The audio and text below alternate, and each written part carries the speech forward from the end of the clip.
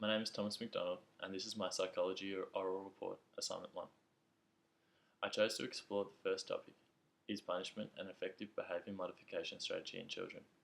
And I have found a wide range of sources in my research for this assignment. I think the most common and recurring view throughout my reading was that punishment can be an effective behaviour modification technique. However, it depends on lots of variables. For instance, Robert Lazalia discovered in his research paper, Moderate Spanking, a model or deterrent of children's aggression in the family, that it is the frequency of punishment and the successful communication of the reasoning behind punishment that determines the effectiveness of the punishment's behavioural change overall. Essentially, there are many factors and variables that influence a change in behaviour through punishment. I chose to present the finding of Berger et al. Piece, Spanking and Child Development during the first 5 years of a child's life, through the video.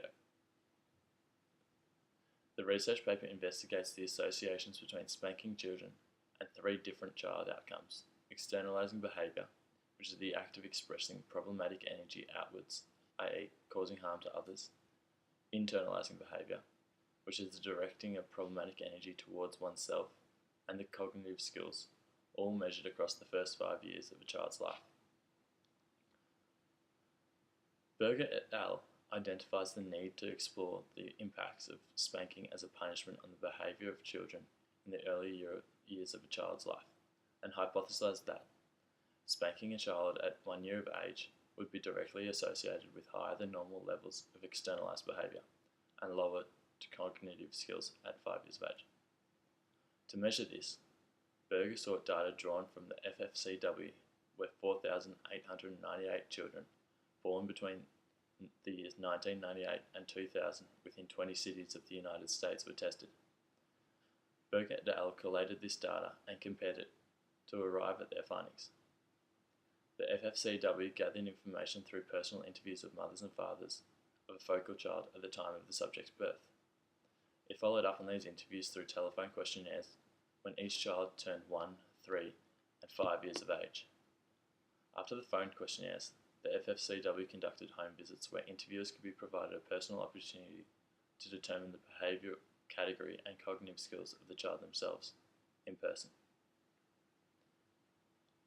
Berger et al. Found that spanking was least common at age 1 year. Only 30% of children had been spanked. These children demonstrated higher levels of externalizing and internalizing behaviour problems at 3 and 5 years of age than children not spanked at 1. While children spanked at 3 showed more externalizing behaviour problems at ages 3 and 5 and more internalizing behaviour issues at 5. Most children were spanked at age 1 continued to be spanked as they aged, and so there is no specific relationship between spanking at age 1 and internalizing behaviour problems at age 3. The findings failed to fulfill the hypothesis that spanking at age 1 would have a greater effect on the behaviour problems displayed at age 5 than children that were spanked at 3 years of age.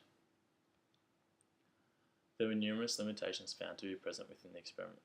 For instance, the FFCW did not define spanking to mothers, and so interpretation may vary, ultimately influencing the consistency of the data provided in the self-analysis stages, i.e. phone questionnaires. As the results rely on the self-report of mothers, there may be a bias in regards to the true amount of spanking that takes place. Of the child subjects analysed, there was an overrepresentation of children tested that were born into unmarried parents. This resulted in a larger group of low-income and Black or Hispanic children than would be the case in a nationwide sample. Therefore, the results cannot be said to be a fair description of the general population's reaction to physical punishment.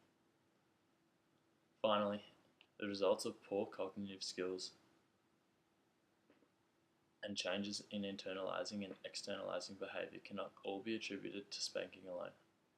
Other factors in the child's life between the age of 1 and 5 may be similarly or even more influential and skew the results. Thank you for listening to my presentation on punishment as an effective behavior modification strategy in children and the Berger et al. Piece, Spanking and Child Development during the first 5 years of life.